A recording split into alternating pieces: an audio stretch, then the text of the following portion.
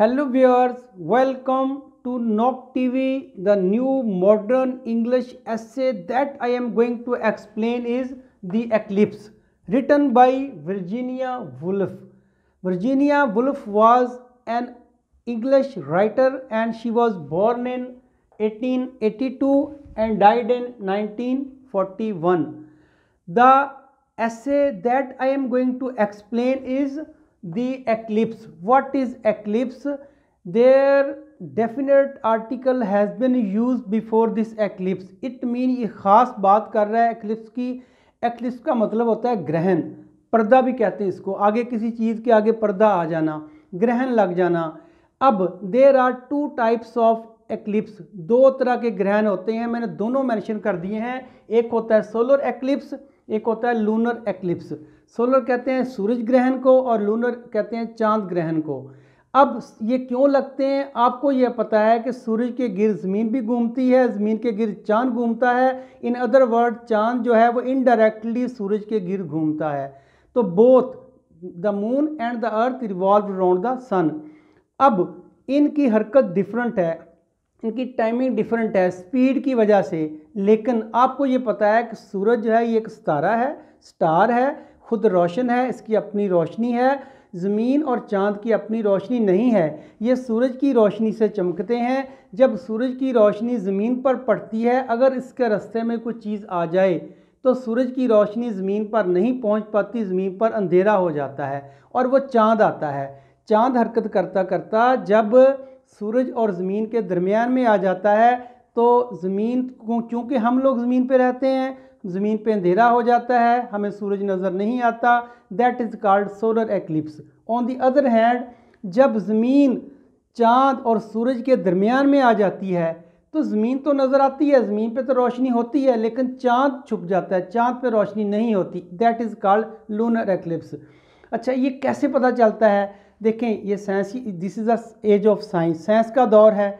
यहाँ तो जो फिनोमेना ऑफ नेचर है उसका पहले से पता चल जाता है, फोरकास्टिंग हो जाती है, मीडिया पे खबरें आ जाती हैं, इलेक्ट्रॉनिक मीडिया पे आता है कि फ़लाँ फ्लड आने वाला है, हैवी रेन आने वाली है, तो लोग अपना पहले से अरेंजमेंट कर लेते हैं. यहाँ अगर समुद्री तूफान आने वाला है, लोग पहले से जगह खाली कर देते हैं. अर्थक्वेक आने वाला, ज़लज़ला आने वाला, लोग उठ जाते हैं. और इसी तरह सूरज ग्रहण लगने वाला है, ये पहले ही पता था, और ये पहले पता था, ख़बरों में आ जाता होता है. ऐसा ही एक वाक़या बयान किया गया है. इस वर्जीनिया वुल्फ ने अपनी स्टोरी में बयान किया, अपने ऐसे में.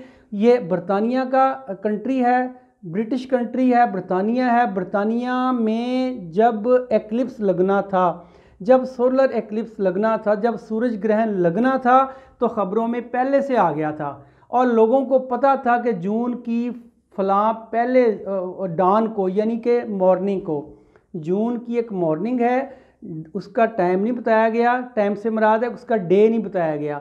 मॉर्निंग डान के बाद जब सूरज निकलेगा उसके बाद एक्लिप्स लगना है. कहाँ लगना है? लंदन में. और कहाँ लगना है? यॉर्कशायर में, नॉर्दर्न इलाकों में. अब जब गवर्नमेंट को भी पता है कि लगना है, लोगों को भी पता है लगना है सूरज ग्रहण, फुल सूरज ग्रहण था ये, यानी पूरे का पूरा सूरज अंधेरे में डूब जाना था. इसी को देखने के लिए the people want to get the first hand knowledge, they want to be an eye witness. आंखों देखा हाल वो खुद देखना चाहते थे.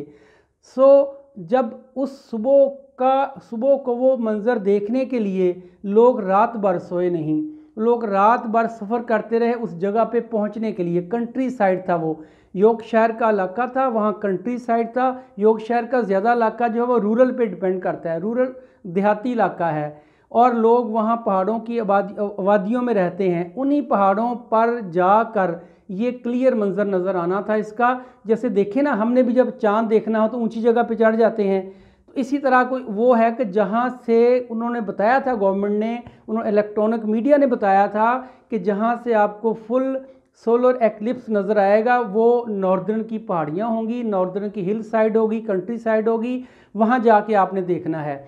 और गवर्नमेंट ने वहाँ जाने के लिए इंतज़ामात भी किए थे. उन्होंने ब्रिटिश के या बरतानिया के हर कोने से एक ट्रेन चलाई थी नॉर्दर्न जाने के लिए, और कुछ लोग अपनी गाड़ियों पे जा रहे थे, अपनी कारों पे, मोटर कारों पे जा रहे थे, कुछ लोग ट्रेन के ज़रिए जा रहे थे. ये जो वुल्फ है या जो वर्जीनिया वुल्फ है, ये भी अपनी दोस्तों के साथ गई थी, लेकिन जिस स्टेशन से ये बैठी थी that station was called Aston. नाम लिखा मैंने AUSTON, एक स्टेशन बताया गया है, बाकी नहीं बताया गया है। आस्टन रेलवे स्टेशन से लोगों ने बैठना था और वहाँ से ट्रेन ने लेके जाना था नॉर्दर्न इलाकों में। तो ये लोग इस ट्रेन स्टेशन पे भी पहुँच गए, कुछ अपनी गाड़ियों में जा रहे थे, और जूं जूं वो मंजिल करीब आ रही थी, याद रखें जून का महीना है और ब्रिटिश का इलाका है, लंदन से 200 किलोमीटर तकरीबन दूर है ये यॉर्कशायर का इलाका जहाँ पे ये सूरज ग्रहण लगना था। तो लोग जो थे, सर्दी थी और सर्दी इतनी थी, उन्होंने कहा कि जब हम वहाँ पहुँचे ना पहाड़ियों पे, तो उसने कहा था वहाँ वाइटिश सॉफ्ट कैनोपी बनी हुई थी। वाइटिश सॉफ्ट कैनोपी का मतलब समझते हैं आप कि बर्फ़ तो गिरी हुई थी पहाड़ों पे, लेकिन वो ताज़ा ताज़ा थी, सॉफ्ट थी, अभी जमी नहीं थी। इसका मतलब है देयर वाज स्नो फॉलिंग, बर्फ़बारी हो रही थी। अब खुद अंदाज़ा लगा सकते हैं सर्दी कितनी होगी। चूँकि देखें उसने सेलेक्ट किया है ब्रिटिश को, उसने सेलेक्ट किया है बरतानिया का इलाका, उसने बर्रसगीर या सब कॉन्टिनेंट नहीं सेलेक्ट किया। यहाँ के मौसम में और वहाँ के मौसम में फ़र्क है।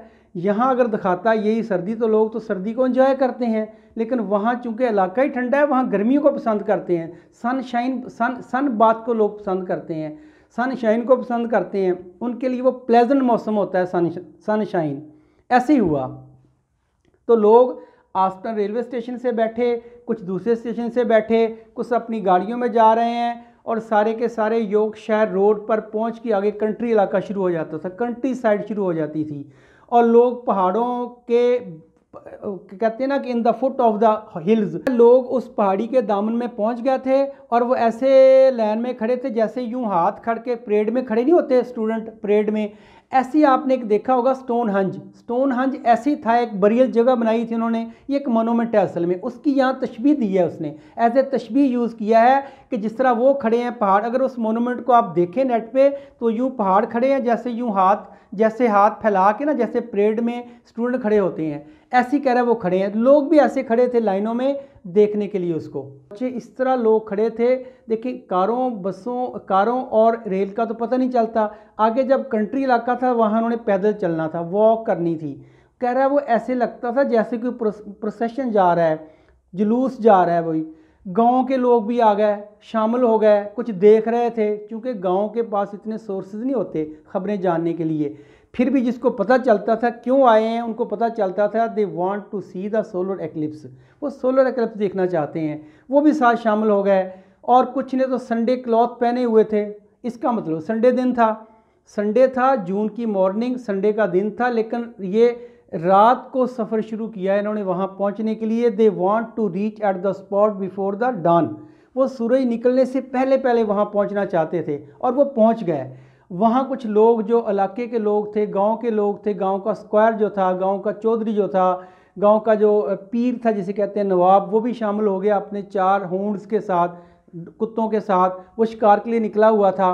उसके जो डॉग थे उनके नोज़ नीचे की तरफ थे। इसका कहने का ये मतलब है कि his dogs was chasing the rabbits and the dears, उसकी वो पाँव का पीछा कर रहे थे। डिटेक्टिव डॉग थे ना, होंड्स थे, उसका पीछा करते हुए जा रहे थे। उसने कहा on the other hand the nose of the people were towards the northern side, जो लोगों की नोज़ है वो नॉर्दर्न साइड की तरफ थी। नोज़ से मुराद है मुंह, जिधर नोज़ होगी उधर ही मुंह होगा ना। तो वो कहना ये चाहता था कि सारे के सारे लोग नॉर्दर्न पहाड़ियों की तरफ बढ़ रहे थे। अब जहाँ पे उन्होंने असम्बली थी, जहाँ उन्होंने पहुँचना था, वहाँ वो पहुँच गए। पूरी रात सफ़र किया उन्होंने और मॉर्निंग में वहाँ चले गए। उन्होंने सन निकलने का मंजर देखना था। उन्होंने देखा सूरज निकला, और जब सूरज निकला तो उन्होंने देखा कि उसके आगे एक छोटी सी बदली आ गई है, क्लाउड्स आ गए हैं। वो बड़े परेशान हुए। परेशान क्यों हुए? इसलिए they want to see the live solar eclipse. वो देख, अगर आगे बादल आ जाएंगे फिर सोलर एक्लिप्स होगा तो उनको तो पता नहीं चलेगा ये बादल की वजह से है या ये सूरज ग्रहण है ये। अब वो परेशान थे कि हमारी रात की मेहनत ज़ाया जाएगी, हमने पूरी रात सफ़र किया है देखने के लिए कि ये सोलर एक्लिप्स होता कैसे है। लेकिन वो कह रहे हैं कि थैंक गॉड थोड़ी देर बाद वो बदली, जो बादल था वो आगे से हट गया। फिर वो लम्हा शुरू हो गया जब कि सोलर एक्लिप्स शुरू होना था। अब कह रहे हैं कि जब सोलर एक्लिप्स शुरू हुआ, ये 24 सेकंड का एक ड्यूरेशन था। सिर्फ 24 सेकंड इसने रहना था, पूरा फुल था। ऐसा ऐसा कहता है कि चाँद जो था वो ज़मीन और सूरज के दरमियान आता गया और सूरज जो था वो इट वाज डिफीटेड बैडली। सूरज आस्ता आस्ता शिकस्त खाता गया। उसने इसको कहा है सेक्रेड सेकंड वर बिगिन या सेक्रेड सेकंड बिगेन।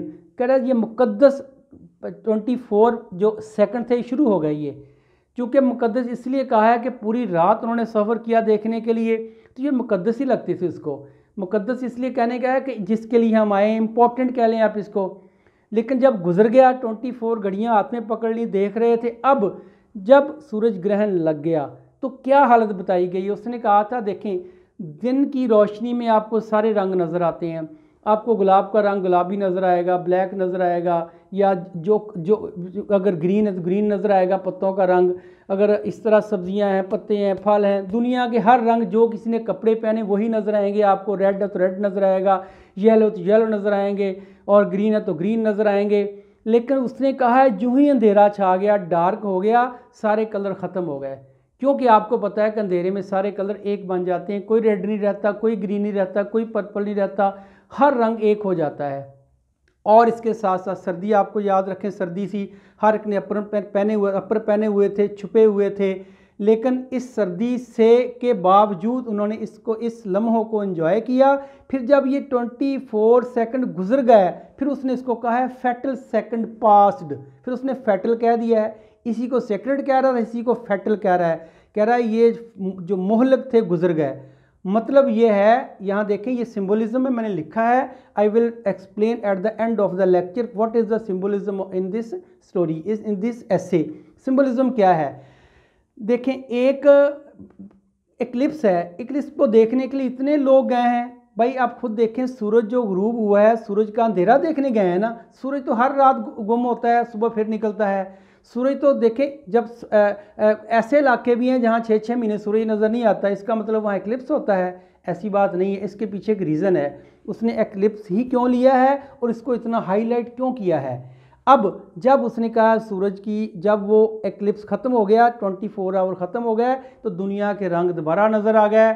जो ग्रीन चीज़ थी वो ग्रीन ही नज़र आ रही थी, जो रेड थी वो रेड ही नज़र आ रही थी, हमारे कपड़े जैसे थे वैसे नज़र आ रहे थे।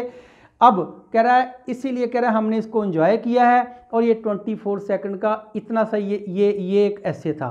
अब ये इतनी बात बताने के लिए उसने इतना लंबा चौड़ा लिखा है, तो हम इसका मतलब तो होगा ना। तो मतलब इसका है ना, देखें मतलब इसका मैं 2 एंगल से दिखाता हूँ आपको। एक तो इसका थीम में आपके लिए लिखा है, दूसरे इसमें सिंबलिज्म है, क्योंकि इसमें मेन चीज़ यही है। और इसके साथ साथ इसने कहा है कि इसका थीम की तरफ आते हैं। देखिए उसने कहा था phenomena of nature has been described very carefully. Phenomena of nature मैंने आपको बताया है, अर्थक्वेक हो सकते हैं जिसे जलजला कहते हैं, फ्लड हो सकता है, रेन, हैवी रेन हो सकती है। क्योंकि आजकल मीडिया पे पहले ही खबर चल जाती है कि ये होने वाला है।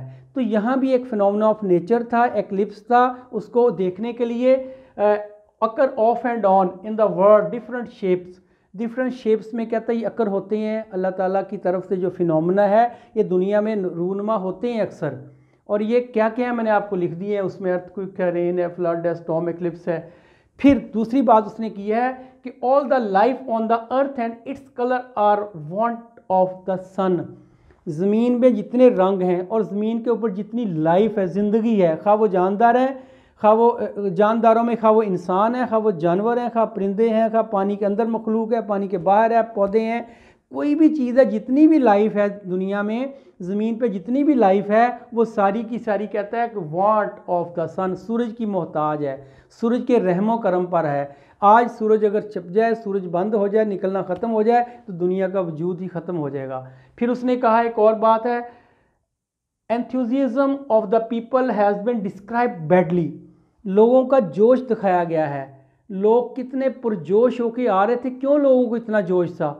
अब देखें badly, who were very eager to be an eye witness, जो आई विटनेस बनना चाहते थे, अपनी नंगी आंखों से बेयर आइज के साथ वो देखना चाहते थे, सीन डायरेक्ट वो देखना चाहते थे। और फिर उसने कहा they want to get first hand knowledge, वो फर्स्ट हैंड नॉलेज हासिल करना चाहते थे। उन्होंने देखा, फिर क्या देखा, रोशनी को अंधेरे में तब्दील होते हुए और फिर अंधेरे को रोशनी में तब्दील होते हुए।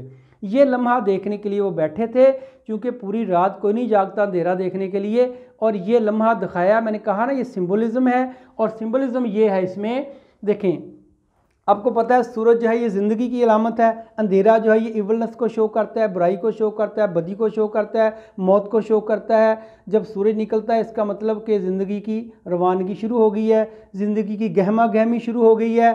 तो यहाँ सूरज को उसने लिया है, ज़मीन और चाँद को नहीं लिया, चूँकि इस सोलर सिस्टम में जो सूरज है, सन है, that is the dominant force of the solar system. ये सोलर सिस्टम की डोमिनेंट फोर्स है, ये इसी से सारे रोशनी लेते हैं, ये किसी से नहीं लेता, इसलिए उसने इसको एज अ सिंबल यूज़ किया है कि ये हमारी ज़िंदगी की अलामत है, जिससे हमारी ज़िंदगी रवां दवां है। नंबर 2, डार्कनेस एंड ब्राइटनेस, ये दो ज़िंदगी के रुख हैं, अच्छाई और बुराई के रुख हैं, जिसे कहते हैं खुशी और गमी के दुख हैं। इंसान की ज़िंदगी में खुशियाँ भी आती हैं, इंसान की ज़िंदगी में गमियाँ भी आती हैं, परेशानियाँ भी आती हैं।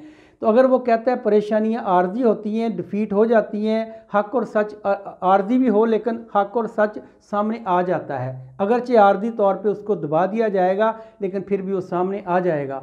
और दूसरी बात है eclipse on the human brain, असल जो इसका है ना सिंबल वो ये है, eclipse on the human brain, इंसानी दिमाग पर पर्दा पड़ना, जिसे कहते हैं जब इंसानी दिमाग पे पर्दा पड़ता है ना डेवल की तरफ से, शैतान की तरफ से, फिर हमारी अक्ल जो है वो ख़त्म हो जाती है, फिर अच्छाई बुराई का फ़र्क ख़त्म हो जाता है। फिर कहते हैं ज़िंदगी की तमाम बहारें चूँकि अंदरूनी खुशी के साथ होती हैं ना, क्या लुत्फ़ अंजुमन का जब दिल ही बुझ गया, तो जब इंसान के अंदर का दिल खुश नहीं है, परेशान है। आपको शायद याद होगा, आपका एक मिस्टर चिप्स आपने पढ़ा था नॉवल मिस्टर चिप्स का, उसमें मिस्टर चिप्स जब ग्रेट गैबल पहाड़ पे गया था, जब कैथरीन से मुलाकात हुई थी, शादी हो गई थी, शादी के बाद उसका बेटा हुआ था, और 1 अप्रैल 1898 को वो बेटा भी फौत हो गया, उसकी वाइफ भी फौत हो गई थी, कैथरीन की बात कर रहा हूँ, 1 अप्रैल को। और आपको पता है ये लोग 1 अप्रैल को 1 अप्रैल फूल मनाते हैं, इस तरह जो वैलेंटाइन डे मनाते हैं, इस तरह हेलोवीन मनाते हैं, वो मनाते हैं, उनके लिए खुशी के दिन हैं। हम नहीं मनाते, लेकिन जो मनाते हैं उन्हीं का हम लिटरेचर पढ़ रहे हैं। अब वो कह रहा था कि 1 अप्रैल को उसको एक मज़ाहिया कार्ड आ रहे थे, क्योंकि 1 अप्रैल फूल था ना, उसको कार्ड आ, टीचर था, टीचर भी बहुत पुराना था, उसको कॉल आ, लेकिन उसका अंदर से परेशान था, उसकी बीवी और बच्चा उसी दिन फौत हुए थे। तो जब अंदर से खुशी ना हो तो बाहर से आपको कार्ड मिलें, फूल मिलें, वो आपके लिए जहर है, कुछ भी नहीं है आपके लिए। तो यही बात है, जब इंसान के ब्रेन पे, इंसान के दिमाग पे जो पर्दा डलता है, पर्दा क्या है, जहालत का। पर्दा क्यों डालता है कि हमारे अंदर कुछ जहालत है, कुछ चीज़ें लिखी जो पर्दा डालती हैं। और पर्दे ये देखें लिखी मैंने, वो है कि सेल्फिशनेस है, हमारे अंदर खुद गर्जी का पर्दा होता है। हम अपनी एक बोटी के लिए किसी का बकरी ज़िबा करवा देते हैं, कहते हैं मेरा हो जाए बस, किसी का कोई बात नहीं। इतनी खुदगर्जी अच्छी नहीं होती। दूसरी बात जेलसी है, जिसे कहते हैं कि किसी के जो है ना, जेलसी की वजह से हम किसी के ख़िलाफ़ हो जाते हैं, हालांकि हमारा उसके साथ कोई दुश्मनी नहीं होती। एक जेलसी एक ऐसी बीमारी है जो आपको उससे दूर कर देती है और ये नफ़रत भरती है। ये पर्दे हैं सारे जो इंसानी दिमाग पे डलते हैं। जेलसी का पर्दा है, फिर वो क्या सेल्फिशनेस का पर्दा है, फिर ग्रीड लालच है कि जो उसके पास है वो भी मेरे पास आ जाए, वो भी छीन लूँ मैं, तो ये भी लालच है। तीसरी बात ये एक चीज़ बहुत अहम है जो है सुपीरियॉरिटी कॉम्प्लेक्स। देखें किसी भी ऑफिस में जाएं, दफ्तर में, तो जो हर बंदे की जूनियर की कोशिश होती है कि अपने बॉस की नज़रों में मैं आगे हूँ, मैं चौधरी बन जाऊँ। तो बॉस की नज़रों में आगे जाने के दो तरीके हैं, या तो वो इतनी मेहनत करके दिखाए, इतना काम करके दिखाए कि वो उसी की बलबूते पे वो आगे जाए। अगर वो नहीं कर सकता, दूसरा तरीका है जो आगे जा रहा है उसकी टांग खींच के नीचे गिरा दो और ख़ुद आगे चले जाओ। यही चलता है दफ्तरों में, और बॉस भी ऐसे ही हैं जिनको नज़र भी नहीं आता। क्योंकि आपने एक और चैप्टर पढ़ा था विजडम ऑफ चाइनीज़ विजडम, वहाँ एक बादशाह ने अपने बेटे को, जिसने आगे बादशाह बनना था, उसको भेजा था किसी स्कॉलर के पास कि इसको कुछ रूल्स बताएं, बादशाह कैसे होती है। उसने एक रूल एंड पे बताया था, उसने कहा था कि जो आपको ना कहा जाए वो आप समझ जाओ, यानी जिसे कहते हैं to read between the lines.